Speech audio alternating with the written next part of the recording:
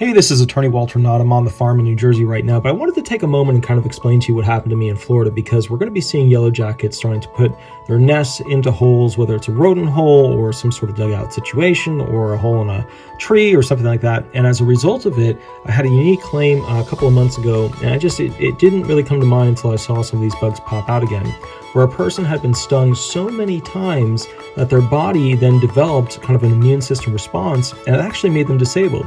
Think of it kind of like as a situation where their body was attacking their own body using the immune system. So, they had rashes, they had fingernail issues, they had inability to move their bodies in a certain way, they had pain all over. And I wanted to take a moment to basically explain what happened to me and things you should do in case you come across one of these yellow jacket nests, where you can see also the video footage of where I was stung 14 times and what happened. So first thing, there are stinging flying insects that do go into these holes in the ground. You don't know they're there until basically you drive up to them, and then all of a sudden you're getting stung horribly, as you can see in the video. You can't beat them with fire, a vacuum, or crazy antics. I know we see a lot of cool YouTube videos where people try different things. They'll bring out their different paintball guns and stuff like that. None of that stuff works. Here's how to get rid of them so that you don't end up in the same situation as my one claimant, who literally had to go on disability benefits because he could no longer work because he was stung so many times that his body physiologically changed. Okay.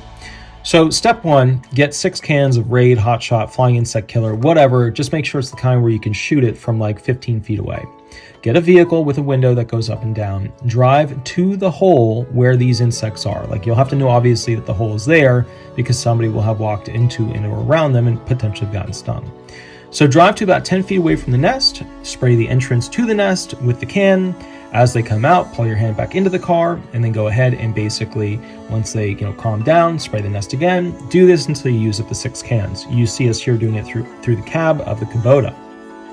That will have killed most of the more aggressive yellow jackets that are sent out as drones.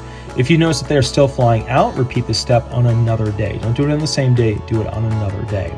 Obviously, you can get closer as there's fewer of them, but just be careful, be very, very careful.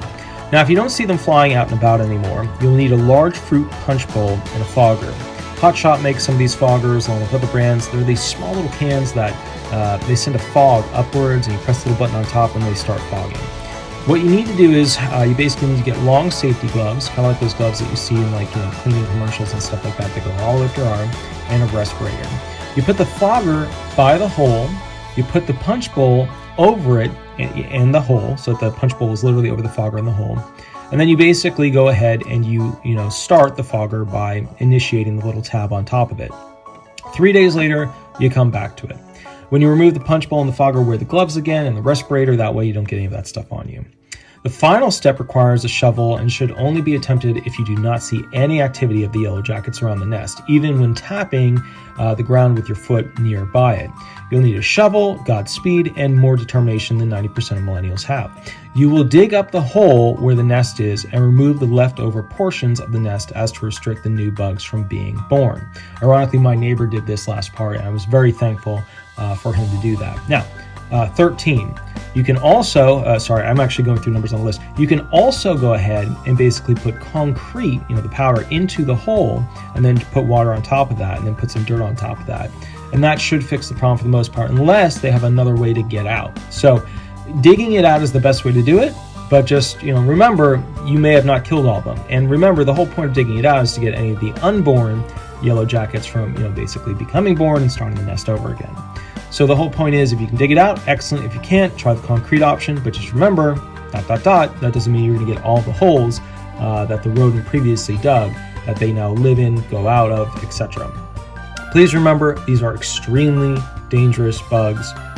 For like 3 days, I didn't feel okay. My claimant was so bad that he was found disabled as a result of it. So I just want to give you a heads up. Autoimmune system reactions are no joke. They can be long-term and ruin your ability to work. So please be safe when doing this stuff. But that's how I do it, and it's been working ever since then because I had to learn how to do it, as you can see from video, from being horribly stung multiple times. I'll catch you a little bit later. Attorney Walter Knott, have a wonderful day. Thanks so much. Bye-bye.